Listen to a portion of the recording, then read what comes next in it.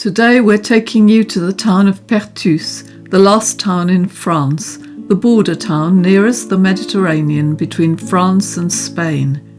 It's marked in red on the map. We're currently climbing up the mountain road towards the Perthus Pass. There is an interesting feeling here of connection with the past, because this road follows the ancient Roman road called the Via Domitia. This was the route trodden by people and pack animals for thousands of years in Roman times and before to cross between what is now modern France and Spain. This is the main road of the town of Perthus, built on a hill which you drive down to get to the frontier at the bottom of the hill. So here you can see the actual frontier. The near pavilion posts are the French border control and the far pavilion posts are the Spanish border control. We remember how easy it was for us to visit the nearby Spanish towns of Jonquera, Figueras, Girona, and beautiful coastal towns like Rosas and Cadaqués. Before the recent loss of our liberty to travel, we used to just breeze through these two control points, but now approaching the frontier feels like we are approaching Checkpoint Charlie in a 1950s spy film. The free movement which we had has been replaced by the dreaded instruction, Montrez vos papiers, show your papers. The last I heard was that people cannot leave or enter France without a motif impérieux, which means an important reason. As you can see, the police do not seem to be checking the cars leaving France, but those entering have to show a negative test and paperwork justifying their trip. I don't think a shopping trip would count somehow, so although Spain is very near where we live, we can't go there. If you are brave enough, you can drive through the French border post and turn sharp left, as you can see the gold-coloured car doing. This takes you to the tobacco shop, which I'll talk about later. We're lucky that neither of us are smokers.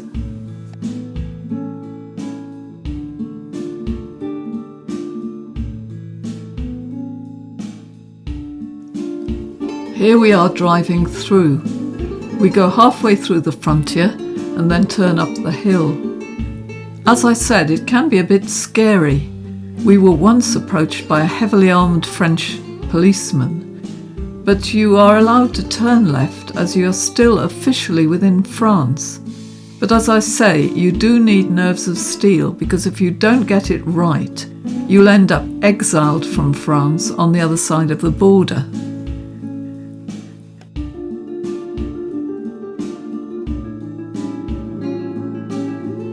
Perthus is a marvellously quirky town.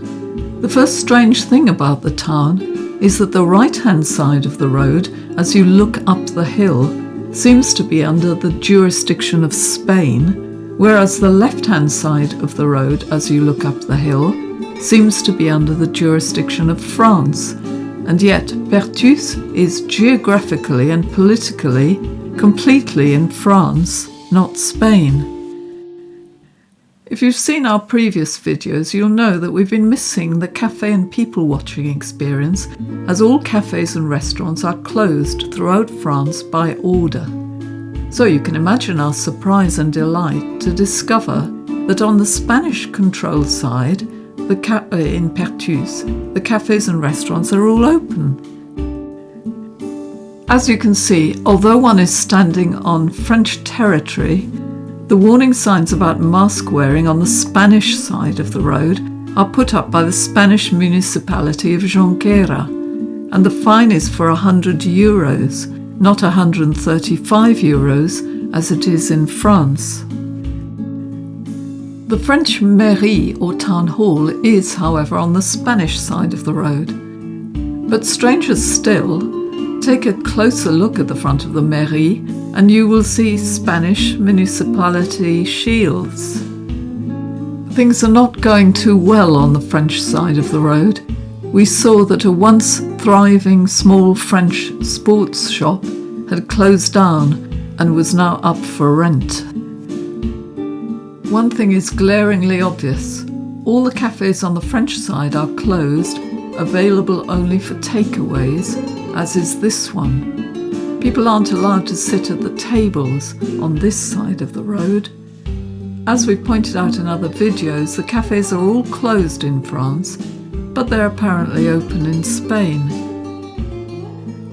So we had some food here on the Spanish side of the road and enjoyed the cafe experience for the first time since November.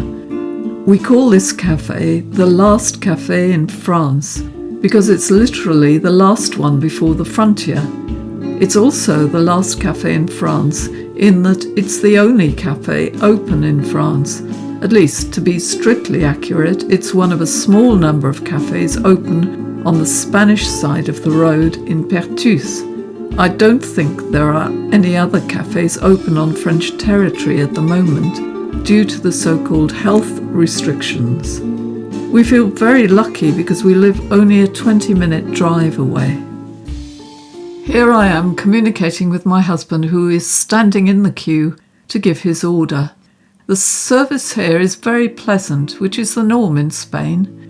The waitresses are Spanish, but they also speak French. If you ever visit Perthus, there is very definitely a strange frontier town ambiance. It's not very French or Spanish. It's all about the shopping here.